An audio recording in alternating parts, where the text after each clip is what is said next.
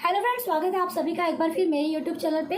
तो आज की वीडियो काफ़ी इंपॉर्टेंट होने वाली है। वैसे वीडियो बनाने के लिए मैं मतलब अभी ऐसे मूड नहीं था वीडियो बनाने का, बट अभी हम लोग कहीं जा रहे थे, किसी काम से ही जा रहे थे, बट थोड़ा टाइम था जाने में, तो मुझे लगा कि वीडियो बना देनी चाहिए। काफ़ी दिन से जो एक आप लोगों के क्वेश्चन आ रहे हैं कि इचिंग से मतलब इचिंग के रिगार्डिंग कुछ क्वेश्चन आए थे। ऑलरेडी मैंने एक वीडियो बनाई थी जिसमें मैंने ये बताया था कि मुझे इचिंग कब स्टार्ट हुई थी, और मैंने थोड़ा बहुत बताया था कि क्या करना चाहिए, आपको क्या कर सकते हैं मतलब आप। लेकिन उसमें जो है डिटेल वीडियो मैंने कहा था कि मैं आपको बनाऊंगी, जिसमें आपको मैं बताऊंगी कि किस इचिंग को आपको लाइटली लेना है और किस इचिंग को लेके आपको थोड़ा सीरियस होना पड़ेगा। और अगर मेरे वाली इचिंग है तो आप क्या कर सकते हैं, क्योंकि मुझे क्या प्रॉब्लम थी इचिंग की, मेरी इचिंग को क्या कहते हैं, ये मैं पूरी वीडियो में बताऊंगी। वीडियो को पूरा देखिएगा, काफ़ी इंपॉर्टेंट होने वाली है।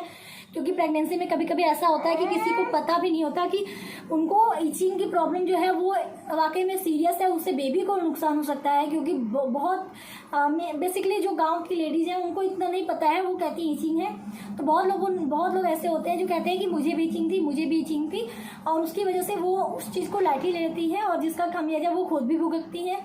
और उसके अलावा बेबी को क्या प्रॉब्लम हो सकती है वो सब मैं इस वीडियो में डिस्कस करूंगी, जो मेरी डॉक्टर ने मुझे बताया है। ठीक है, मेरी डॉक्टर ने मुझे क्या बताया था सब कुछ मैं इस वीडियो के अंतर्गत शेयर करूंगी। मेरी इचिंग क्या थी, किस तरह से डॉक्टर ने इसे कैच किया कि क्या प्रॉब्लम थी, और क्या मेडिसिन उन्होंने प्रोवाइड करी थी। मेडिसिन का नाम नहीं बताऊंगी, लेकिन किस तरह से मुझे वो डोज लेने थे ये मैं डिस्कस करूंगी। तो वीडियो को पूरा देखिएगा। वीडियो अगर पसंद आएगी तो वीडियो को क्या करिएगा, वीडियो को लाइक करिएगा, शेयर करिएगा, चैनल को सब्सक्राइब करिएगा, है ना। वीडियो को लाइक शेयर और चैनल को सब्सक्राइब कर दीजिएगा। ओके, चलिए स्टार्ट करते हैं ये वीडियो। तो स्टार्ट करते हैं वीडियो। सबसे पहले मैं इसको थोड़ा सा मम्मी को देख के आती हूँ, नहीं तो ये परेशान हो जाएगी। फिर वीडियो बनाते हैं, क्योंकि थोड़ा बात भी तो करना है, आपको काफ़ी चीज़ें बतानी है, बहुत इंपॉर्टेंट चीज़ें बतानी है। जो इस लड्डू की वजह से मेरी लाइफ में आई थी, मेरी प्रेगनेंसी में आई थी, इस पागल की वजह से आई थी, बट इसके लिए तो सब कुछ चलता है ना, इसके लिए तो सब कुछ चलता है। ठीक है, अब तुम जाओ मम्मी के पास, और मैं थोड़ा सा वीडियो बना लेती हूँ, फिर मैं आती हूँ, फिर हम लोग चलेंगे काम से। गंदी आदत, नो हैबिट, बैड हैबिट है, बैड हैबिट है ये। ऐसे करती हो तुम, ऐसे नहीं करते। हाँ अच्छा ठीक है, सबको हाय बोलो, हाय हाय हाय बोलो, हाय बोलो, हाय लड्डू, सबको हाय बोलो। नहीं हाय बोलो, हाय हाय बाय, टाटा कर लो, टाटा टाटा टाटा कर लो, टाटा। अरे वाह, हाय गुड। अच्छा, मारने को नहीं बोलना, ठीक है। चलो चलो चलो चलो चलो, नहीं पास चलो। नहीं लड्डू, गंदी आदत। क्या चाहिए बताओ, क्या? अच्छा चलो तुमको दे के आते हैं, फिर हम वीडियो बनाते हैं। ठीक है, दे के आते हैं। ठीक है, मैं उसको दे के आती हूँ, फिर उसके बाद डिस्कस करते हैं। हाँ, तो अब बात करती हूँ कि मुझे जो इचिंग थी वो किस तरह की थी, क्यों थी, कब थी, और क्या किया मैंने, किस तरह किया, ताकि आप लोगों में से जिसको भी ये प्रॉब्लम है, पहले तो हो ना किसी को, अगर हो गई है तो आप क्या कर सकते हैं, मैंने क्या टिप्स आजमाया था, मुझे काफ़ी थोड़ा रिलैक्स हो गया था वो मैंने किया था, तो वाकई में हुआ था। और मैं आप लोगों से बोलूँगी कि अगर जिसको भी ये प्रॉब्लम है आप भी कर सकती हैं, और आप भी थोड़ा जो है रिलैक्स ले सकती हैं अगर आपको ऐसी प्रॉब्लम है तो बात करती हूँ कि ठीक है मुझे प्रॉब्लम, तो मुझे जो इचिंग थी, इस इचिंग को आईसीपी बोलते हैं, इंट्राहेप्टिक कोलेस्टेसिस ऑफ प्रेगनेंसी। इसको शॉर्ट फॉर्म में आईसीपी बोला जाता है। और किस तरह पहचाना जाता है नॉर्मल इचिंग में और आईसीपी में। तो वैसे प्रेगनेंसी में इचिंग तो होती है काफ़ी ज़्यादा लोगों को, मतलब काफ़ी लोगों को इचिंग प्रॉब्लम नॉर्मल होती है प्रेगनेंसी में। क्योंकि बॉडी पहले तो जो है बॉडी वो आपकी इंक्रीज होती है, तो थोड़ा सा स्ट्रेच होने की वजह से भी इचिंग की प्रॉब्लम होती है। बट ये जो प्रॉब्लम मुझे थी ये मतलब इंटरनल होता है कहीं, मतलब हार्मोन जो आपके अपडाउन होते हैं उसकी वजह से ये प्रॉब्लम होती है। तो मेनली ये लीवर की एक तरह की प्रॉब्लम है। इसमें जो लीवर के कुछ एंजाइम हैं वो बढ़ जाते हैं, जिसकी वजह से लीवर प्रॉपर काम नहीं कर पाता है, और उसकी वजह से हमें जो है इचिंग की प्रॉब्लम हमारे बॉडी में होने लगती है। मैं डॉक्टर नहीं, इसलिए बहुत ज़्यादा डिटेल में नहीं बताऊंगी। जिनको भी आप जानना है आप गूगल कर सकते हैं, आईसीपी के बारे में बहुत अच्छे से नॉलेज ले सकते हैं। हाँ, आप किस तरह पहचान सकते हैं कि मुझे इचिंग है, तो ये जो इचिंग होती है, बात करते हैं पहचानने की, तो ये जो इचिंग होती है ये आपकी बहुत ज़्यादा इंटेंस होती है, यानी बहुत ज़्यादा इचिंग होती है। इवन कि मतलब नॉर्मल इचिंग में आपने, अगर आपको इचिंग हुई, आपने हल्की सी खुजली कर दी, अब थोड़ा सा आराम हो जाता है, या फिर आपने कुछ ठंडा वगैरह लगा, मतलब ठंडे पानी से नहा लिया, या कुछ ठंडा लोशन जो है वो लगा लिया, तो ये इचिंग मतलब नॉर्मल इचिंग जो है वो कंट्रोल में आ जाती है, कुछ दिन रहेगी फिर ठीक हो जाएगी। लेकिन ये जो इचिंग है ये बहुत ज़्यादा इंटेंस होती है, इसमें इवन इतना ऑकवर्ड लगता है। पहले तो अगर आप कहीं किसी के साथ गए हैं, वहाँ पे आप बिल्कुल खुजाते, मतलब कंटिन्यूसली आप केवल खुजाते रहोगे, हर एक 2-2 मिनट में, 1-2 मिनट भी मैंने ज़्यादा ही बता दिया, इवन हर 10-10, 20-20 सेकेंड पे आप जो है खुजाते रहेंगे, बहुत इंटेंस होती है। कुछ लोगों को ये इचिंग जो है तलवों में होती है, चाहे वो हाथ के तलवे हो चाहे पैर के तलवे हो, वहाँ पर होती है। कुछ लोगों को ये पूरी बॉडी में होती है। मैं वो सेकेंड कैटेगरी वाली थी जिसको पूरी बॉडी में ये इचिंग थी, तो काफ़ी ज़्यादा मेरे लिए प्रॉब्लम था, क्योंकि मैं बिल्कुल पागल हो गई थी खुजाते खुजाते। मुझे समझ में नहीं आता कि मुझे हुआ क्या है, क्योंकि मेरी ये पहली प्रेगनेंसी थी, और अगर मैं अपने फैमिली बैकग्राउंड की बात करूँ तो ये मेरी फैमिली में किसी को ये प्रॉब्लम नहीं थी। मेरी मम्मी को भी नहीं थी, मेरी दादी को भी नहीं थी, किसी को ये प्रॉब्लम कभी हुई ही नहीं थी। या अगर मैं अपनी मदर की फैमिली की बात करूँ तो मेरी नानी को भी नहीं थी, या मौसी को भी नहीं थी, मतलब किसी को नहीं थी ये प्रॉब्लम। मेरी पूरी फैमिली में ये केवल मुझे हुई थी। मेरे लिए काफ़ी मतलब चौंकाने वाली बात थी, और काफ़ी एक नई चीज़ थी मेरे लिए कि ये क्या है। तो मैंने सिम्टम मतलब साइन बता दिया कि आप किस तरह पहचान सकते हैं। तो बहुत ज़्यादा इंटेंस होती है, मतलब आप खुजाते रहेंगे। मैं तो कंघी होती है ना, मैं उससे ले के ऐसे मतलब खुजली करती थी, पीठ पे, हाथ में, पैर में, बिल्कुल मैं पागल हो गई थी। बहुत ज़्यादा इचिंग हो रही थी। और मेनली कुछ लोगों को ये तलवों में होती है, चाहे हाथ और पैर हो, दोनों तलवों में होती है, कुछ को बॉडी में, लेकिन बहुत इंटेंस होती है, मतलब आप लगातार खुजाते रहोगे। हाँ, इसमें कभी कभी कुछ लोगों के साथ जैसे अलग कैटेगरी होती है। कुछ लोग ऐसे होते हैं जिनको ये प्रॉब्लम रात में होती है, दिन में चली जाती है। कुछ लोगों को ये 24 आवर्स होती है, मतलब हर समय होती है। मैं फिर से सेकेंड कैटेगरी में थी, मुझे रात में दिन में इक्वली इचिंग होती थी। हाँ, अगर थोड़ा बहुत 19-20 होता था तो रात में इचिंग जो है वो ज़्यादा होती थी, दिन में थोड़ा सा कम होता था। ये मैं कह सकती हूँ 19-20 का फ़र्क था, बहुत फ़र्क नहीं था, ठीक है। रात में बहुत ज़्यादा होती थी। तो ये वही चीज़ आ गई कि मतलब ऐसे कभी कभी उल्टा भी होता है। ऐसा मैं नहीं कहूँगी कि रात में ज़्यादा होती, कुछ लोगों को दिन में ज़्यादा होती थी, रात में कब होती थी। तो मैं ये नहीं कह सकती कि कब होती है, ये सबकी बॉडी अलग होती है। तो हो सकता है कि सबका अलग अलग एक्सपीरियंस रहा हो। मैं अपना एक्सपीरियंस केवल बात कर रही हूँ। तो मुझे जो थी वो सुबह और शाम, मतलब रात दिन हर समय होती थी। 19-20 का फ़र्क होता था, रात में थोड़ा ज़्यादा होता था, दिन में एज़ कम्पेयर टू रात थोड़ा सा कम होता था, लेकिन बहुत ज़्यादा कम नहीं होता था। तो ये तो हो गई कि मुझे कब इचिंग होती थी, और मतलब साइन क्या था कि मुझे कहाँ कहाँ इचिंग होती थी, किस तरह से मैंने जाना। तो अब ये इचिंग की शुरुआत कब हुई, मैं उसकी बात कर लेते हैं। ये इचिंग मुझे जो है वो 32 वीक पे 32 वीक पे मैं जो है बिल्कुल ठीक थी, और अगले दिन मॉर्निंग में मैं बिल्कुल ठीक थी, और दोपहर के आते आते मुझे हल्का फुल्का सर दर्द हुआ, और शाम के टाइम आते आते मुझे फीवर चढ़ गया। तो 7 या 8 बज रहे होंगे, तो उस टाइम फीवर अचानक मुझे चढ़ा, और बिल्कुल मेरी हालत ख़राब। और मुझे ये लगा कि हो सकता है मैं थोड़ा आराम करूँगी तो ठीक हो जाएगा, क्योंकि अभी मैं सुबह तक तो बिल्कुल ठीक थी, तबीयत का कुछ था भी नहीं कि कुछ प्रॉब्लम चल रही है, कुछ भी ऐसा नहीं था। तो मुझे लगा कि ठीक हो जाएगा, थोड़ा सा सर पे जो है पट्टी वगैरह रख लेते हैं, थोड़ा ठीक हो जाएगा। 7 या 8 बज गए थे, तो फिर मुझे लगा कि अब मेरी हिम्मत नहीं होती जाने की। मेरे हस्बैंड थे, बट मेरी जाने की हिम्मत नहीं होती।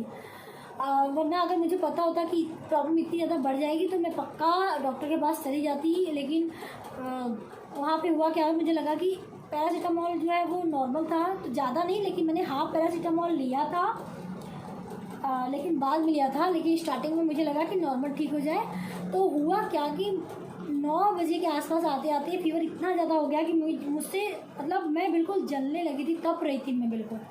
अब मुझे था कि मुझे डॉक्टर के पास जाना है, क्योंकि मुझे अपने ज़्यादा मुझे बेबी की टेंशन थी कि बेबी जो है वो मेरे अंदर, उसका क्या होगा। क्योंकि मेरी बेबी की एक चीज़ बहुत नॉर्मल थी कि वो बहुत ज़्यादा मूवमेंट करती थी, जब वो अंदर थी तो बहुत ज़्यादा मूवमेंट करती थी। ऐसा कभी टाइम नहीं था कि मैं कह दूँ कि नहीं ये शांत है, कभी नहीं, बहुत ज़्यादा मूवमेंट था। लेकिन उस दिन क्या हुआ, उसका मूवमेंट बिल्कुल बिल्कुल ज़्यादा ही कम हो गया था। मैं बार बार ऐसे टैप टैप करके देख रही थी कि मूवमेंट हो रही है कि नहीं। मैं बार बार टैप टैप करती थी उस पर ताकि उसकी मूवमेंट कुछ तो आए, ताकि मुझे लगे कि वो ठीक है। तो मैं डॉक्टर के पास जाना चाहती थी, मुझे समझ नहीं आता कि मैं क्या करूं। मैं दवा भी नहीं लेना चाहती थी क्योंकि दवा बहुत ज़्यादा मुझे ये था कि बेबी भी है तो मैं अपने अकॉर्डिंग ना सोचूं, बस मैं दवा नहीं ली। लेकिन बाद में गूगल वगैरह मेरे हस्बैंड ने किया तो उन्होंने कहा कि पैरासीटामोल आप ले सकते हैं। लेकिन मैं केवल गूगल के सारे डिसीजन नहीं ले सकती थी, इसलिए मैंने हाफ पैरासीटामोल लिया था। तो वो 1 घंटे था, मेरा फीवर थोड़ा कंट्रोल हुआ था। उसके बाद मुझे लगा कि ठीक है थोड़ा आराम हो गया है, लेकिन फिर से वो फीवर बहुत हो गया। मैं पूरी रात बुखार में तपती रही, मुझे समझ में नहीं आया। फिर मैं अगले दिन मॉर्निंग में जैसे ही मुझे लगा कि नहीं अब चलना चाहिए, 10 बजे करीब मैं डॉक्टर के पास चली गई, क्योंकि डॉक्टर 10 बजे आती हैं, 10 साढ़े 10 बजे के करीब पे। तो 10 बजे मैं चली गई। फिर डॉक्टर के आने के बाद मैंने उन्हें दिखाया, सारा कुछ बताया। तो उन्होंने मुझे ब्लड टेस्ट किया ताकि पता चले कि आखिर ये प्रॉब्लम क्यों है। पहले उसके लिए नॉर्मल उन्होंने कुछ मेडिसिन चला दी थी, पैरासीटामोल उसमें भी था।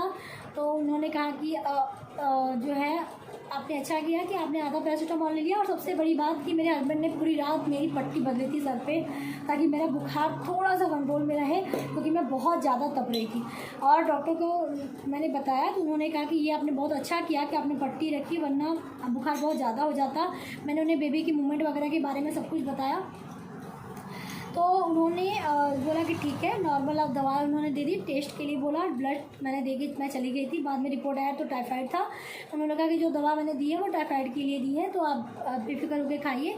लेकिन अगले दिन मॉर्निंग से, मतलब 1 दिन बाद ही मुझे ना इचिंग होने लगी। तो उस दिन तो मैंने निगलेक्ट किया कि चलो ठीक है, मेरी बॉडी में इतनी गर्मी है, अब बेबी भी है। तो ऑलरेडी मुझे प्रेगनेंसी में बहुत गर्मी लगती थी बेबी की वजह से, कि क्या हार्मोनल चेंजेस था उसकी वजह से, बट आई डोंट नो, बहुत गर्मी लगती थी।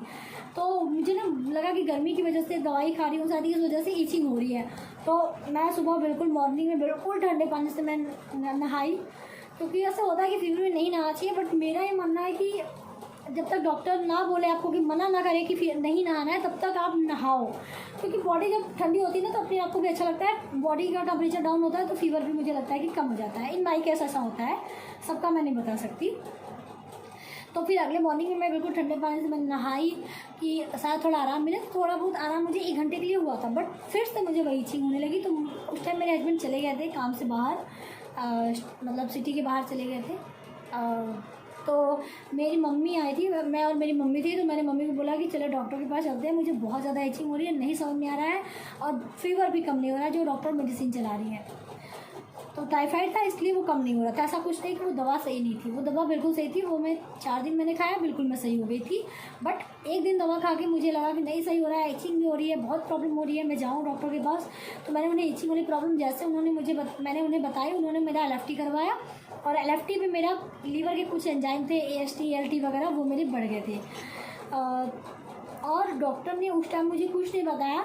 फिर मैं बाद में आई, मैंने उन्हें बोला, उन्होंने कुछ दवाई ज़रूर लिखी थी कुछ। तो मेरी इचिंग जो है वो फिर भी नहीं कंट्रोल हो रही थी। तो मैंने उन्हें कॉल किया कि डॉक्टर मुझे इस तरह की इचिंग हो रही है, मुझे बहुत ज़्यादा इचिंग हो रही है, आपने दवा दी है बट फिर भी वो इचिंग नहीं कंट्रोल हो रही है, क्यों हो रहा है, ये सही होगा कि नहीं। मैंने उन्हें कॉल करके पूछा। फिर अगले दिन मैं मिलने भी गई थी, और उस दिन फिर मैंने उन्हें थोड़ा डिटेल में पूछा थी कि मैम ये क्यों हो रहा है।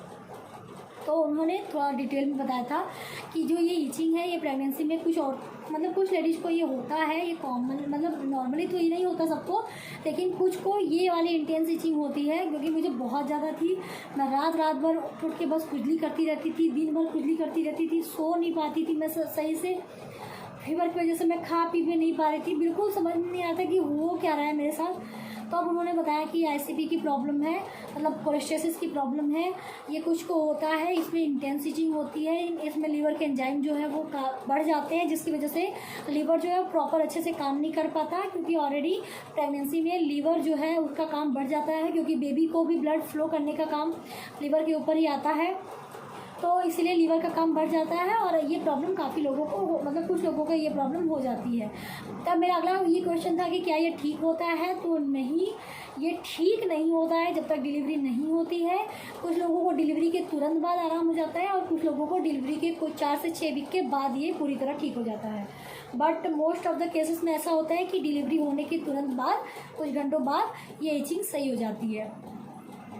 और उन्होंने ये कहा कि सही नहीं होती है लेकिन इसको कंट्रोल कर सकती हैं आप। तो उन्होंने मुझे ऑयल वगैरह, तेल वगैरह, मतलब तेल, घी, मसाला वगैरह मना कर दिया था कि आप ये मत खाइएगा, सादा मतलब उन्होंने सिंपल सीधा ये कहा था कि सादा खाना खाइएगा। और उन्होंने कुछ अरसों करके कोई एक मेडिसिन चलाई थी और वो मेडिसिन स्पेशली इसीलिए होती है। और उसके बारे में मैं घर पे आके मैंने बहुत गूगल किया। मैं उस टाइम केवल गूगल ही कर रही थी, केवल गूगल कर रही थी, कुछ टिप्स मिल जाए, कुछ मिल जाए, कुछ वीडियोस मिल जाए जो मुझे हेल्प करेगी, मैं किससे इस तरह इस सिचुएशन को मैं कैसे टैकल करूँ, मैं किस तरह इसको मैनेज करूँ। मुझे नहीं समझ में आया था। मैंने यूट्यूब पे कई लोगों के वीडियोस देखे, 1-2 वीडियो ही मुझे मिले थे शायद ICP से रिलेटेड, तो मुझे नहीं समझ में आया था कि क्या करना है। एक लोगों का मैंने देखा था, उन्होंने ये बताया था कि तेल, घी वगैरह, मसाला वगैरह मना कर दीजिए। और गूगल भी किया था, सर्च किया था, तो उसमें यह था कि ये सारी चीज़ें जो कि मतलब बाइल एसिड से रिलेटेड होता है, ये कुछ लोगों को मतलब बढ़ जाता है लिवर एंजाइम में। और मुझे कहीं ना कहीं थोड़ा सा मेरा जो है बिलीरुबिन भी थोड़ा बढ़ गया था LFT में। और डॉक्टर ने मुझे ये कहा था कि बिलीरुबिन आपका थोड़ा ज़्यादा बढ़ गया है, मेरा 1.6 समथिंग हो गया था। और उन्होंने बोला था कि अगर 2 तक जाता है तो जॉन्डिस होने के यानी पीलिया होने का खतरा होता है। तो आप एक चीज़ का ध्यान रखिएगा, आप घर पे जाइएगा तो आप अपने आप को मॉनिटर करते रहिएगा, अपनी आँख, अपनी नाखून वगैरह देखते रहिएगा कि कहीं पीली तो नहीं हो रही है, कहीं पीलिया का असर तो नहीं है। तो ये चीज़ उन्होंने मुझे पहले ही बोल दिया, तो मैं ऑब्जर्व कर रही थी, बट ऐसा कुछ हुआ नहीं, पीलिया नहीं हुआ, मुझे कंट्रोल हो गया था। 15 दिन बाद उन्होंने 15 दिन की मेडिसिन दी थी। 15 दिन बाद मैंने चलाया था, मतलब चेकअप कराया था, वापस ब्लड टेस्ट कराया था, तो मेरी लिवर एंजाइम थोड़े कम हो गए थे, नॉर्मल से थोड़े बहुत ज़्यादा थे, बाकी सब कंट्रोल हो गया था। क्योंकि मैंने उन दिनों में, आप यकीन नहीं करेंगे, मैं क्या खाना खाती थी, आई डोंट नो, मुझे समझ नहीं आता कि मैं क्या ही बताऊँ। मैंने तेल, घी, मसाला, शुगर, सॉल्ट सब कुछ छोड़ दिया था, कुछ भी नहीं, पैकेट फूड भी नहीं, कुछ भी नहीं। मैं केवल दाल, राइस और मैं आलू बॉयल करके जो है उसके वो खाती थी। बहुत माइनर सा, जैसे अब सॉल्ट तो पूरी तरह तो नहीं रोक सकते थे, तो सॉल्ट मैं कम डालती थी, लेकिन डालती थी सॉल्ट में, जैसे हल्का फुल्का बॉयल जो करके आलू, उसको मैं गुदल के मतलब मैश करके उसको मैं थोड़ा सा उसमें सॉल्ट डाल के उसके साथ खाती थी। मैं खिचड़ी खाती थी, ऐसी चीज़ें जिसमें कि ऑयल ना पड़ता हो। और फिर बाद में मुझे लगा मैं बिल्कुल सादा हो गया था, मेरा वेट नहीं बढ़ रहा था। प्रेगनेंसी में वेट भी इम्पोर्टेंट है, बट मेरा बेबी का वेट ही नहीं बढ़ा था, क्योंकि मैं क्या ही खा रही थी, मैं फ्रूट्स खा रही थी, इसके बदले मैं फ्रूट जूस ले रही थी, मैं नारियल पानी ले रही थी, बट अंडे की जगह कोई नहीं ले सकता है। मैं बॉयल एग खाती थी, जो चीज़ें आप खा सकते हैं, ऐसा नहीं कि नहीं ये चीज़ें।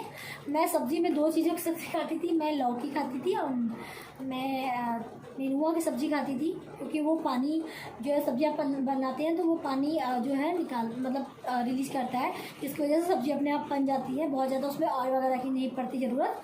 तो मैं उसे नॉर्मल ऐसे ही बनाती थी, और बहुत माइनर सा, बिल्कुल माइनर सा। मैं ऑयल वैसे 15 दिन तो मैंने बिल्कुल बंद कर दिया था। 15 दिन मैं बिल्कुल दाल राइस पे थी या खिचड़ी पे थी। उसके बाद फिर 15 दिन बाद थोड़ा बहुत जब मेरा एंजाइम्स कंट्रोल हुआ था, तब मैंने ½ टेबल स्पून से भी कम ऑयल लेती थी, बिल्कुल मतलब 2 ड्रॉप के बराबर। और उसमें मैं बिल्कुल उसी में मैं पूरी सब्ज़ी बनाती थी, थोड़ी सी बनाती थी, बिल्कुल उसमें ऑयल नहीं होता था, नाम मात्र का भी नहीं, ना के बराबर ऑयल था। और थोड़ा सा सॉल्ट डालती थी, उसकी वजह से मैं सब्ज़ी बना के खाती थी, क्योंकि बिल्कुल सादा खाना खाते खाते बिल्कुल समझ नहीं आता कि मैं पूरे लगभग 2 महीने मैंने यही खाना खाया, 1.5 से 2 महीने मैंने यही खाना खाया था। और यकीन नहीं करेंगे, मेरी इचिंग कंट्रोल हो गई थी। डॉक्टर ने स्टार्टिंग में मुझे सिट्राजिन दिया था, क्योंकि मैंने कहा था इचिंग नहीं कंट्रोल हो रही है, लेकिन मैंने सिट्राजिन खाने से मना कर दिया, क्योंकि मुझे सिट्राजिन से काफ़ी नुकसान हो चुका है, काफ़ी प्रॉब्लम हो गई थी मुझे। बहुत पहले किसी दिन बताऊंगी कि मुझे सांस की प्रॉब्लम हो गई थी, ड्यू टू सिट्राजिन ही वो हुई थी। तो उसकी वजह से मैं सिट्राजिन नहीं खाना चाहती थी, क्योंकि मैं नहीं चाहती थी कि वापस से मेरी प्रॉब्लम जो सही हुई है, मैंने ठीक करी है, वो फिर से हो। तो मैं ऐसा रिस्क नहीं लेना चाहती थी, तो फिर मैंने सिट्राजिन नहीं ली। मैं वही वाला दवा खाती थी, बस मैंने अपने डाइट को बिल्कुल स्ट्रिक्ट कर दिया था, जिससे मुझे काफ़ी आराम हुआ था, काफ़ी ज़्यादा आराम हुआ था। इचिंग होती थी, ऐसा नहीं कि नहीं होती थी, लेकिन अगर पहले मुझे 100% इचिंग होती थी, तो अब मुझे 25% इचिंग होती थी। 75% मुझे रिलैक्स हो गया था, जो कि बेबी होने के बाद सब कुछ नॉर्मल हो गया। अब इसमें बताती हूँ कि बेबी को क्या प्रॉब्लम है। जैसे मैंने कहा कि ईचिंग होती है, तो ईचिंग कुछ नॉर्मल होती है, कुछ ही आईसीपी वाली में आपको प्रॉब्लम भले हो ना हो, लेकिन बेबी को प्रॉब्लम हो जाती है इस ईचिंग में। इसमें आपको स्टिल बर्थ का केस हो जाता है, और स्टिल बर्थ का मतलब मरा हुआ बच्चा, जो कोई लेडी नहीं चाहती कि उसकी लाइफ में हो, और रिस्क नहीं लेना चाहती है, क्योंकि वो 9 महीने अपनी बेबी को कैरी करती है और वो नहीं चाहती कि बेबी को कुछ भी हो, तो इसलिए वो रिस्क नहीं लेना चाहती। इसलिए इसमें आपको स्ट्रिक्ट डाइट इसलिए लोग फॉलो भी करते हैं, जिनको ये प्रॉब्लम होती है वो खुद जानते होंगे। बाकी जो है बेबी कभी कभी अंदर ही अंदर मेकोनियम पास कर देता है, पॉटी कर देता है, और वो पानी में डिजॉल्व हो जाता है, वो खुद पी लेता है, तो उससे लंग्स की प्रॉब्लम हो जाती है बेबी को। कभी कभी आपने देखा होगा कि अर्ली अचानक से डिलीवरी करनी पड़ती है कुछ, क्योंकि गांव की जो लेडीज होती है उन्हें तो पता ही नहीं होता कि उनको ये प्रॉब्लम है। वो नॉर्मल ईचिंग का सोच के चलती जाती हैं, और यही होता है कि बेबी ने गंदा पानी पी लिया है। तो गंदा पानी क्यों पी लेता है, यही रीज़न होता है, क्योंकि इसमें बच्चे को स्ट्रेस हो जाता है अंदर ही अंदर, क्योंकि ब्लड फ्लो बच्चे को सही से मिल नहीं पाता है। जो जिसमें से ब्लड फ्लो मिलता है वो नली जो है वो पतली हो जाती है, तो प्रॉपर मिल नहीं पाता है। अगर आप ये फॉलो नहीं करेंगे, इस तरह का कंट्रोल नहीं करेंगे, नॉर्मल आप अपने जो है चलते आएंगे उसी ढर्रे पे कि नहीं हम जैसे खाते पीते वैसे खाते पीते रहेंगे, कोई जो कंट्रोल नहीं करेंगे। सिट्रीजिन खा के आपका वैसे भी ईचिंग जो है कंट्रोल हो जाती है, तो कुछ लोग सिट्रीजिन खा लेते हैं क्योंकि उन्हें पता नहीं होता इस बारे में, क्योंकि जान के कोई ऐसा नहीं करता है। अनजाने में किसी को नहीं पता होता है, डॉक्टर सिट्रीजिन दे दिया वो खा लिया, क्योंकि उसे या फिर वो मार्केट से कहीं से भी सिट्रीजिन लेके खा लेता है, तो सिट्रीजिन से ईचिंग कंट्रोल हो जाती है, लेकिन अंदर अंदर उसका बेबी पे क्या फ़र्क पड़ता है उन्हें ये नहीं पता होता। तो बेबी अंदर अंदर मेकोनियम पास कर देता है, और उन्हें अर्ली अचानक से डिलीवरी करानी पड़ती है सी-सेक्शन के थ्रू, और बेबी को आईसीयू में रखना पड़ता है, आईसीयू में रखना पड़ता है उसे। मेरे साथ मतलब ऐसा नहीं कि मैं सुनी सुनाई बात कर रही हूँ, मैंने एक्सपीरियंस किया है, मैंने देखा है। मेरी सिस्टर की जो है मतलब जो मेरी सिस्टर है उनकी देवरानी थी, उनके साथ सेम यही प्रॉब्लम हुई थी।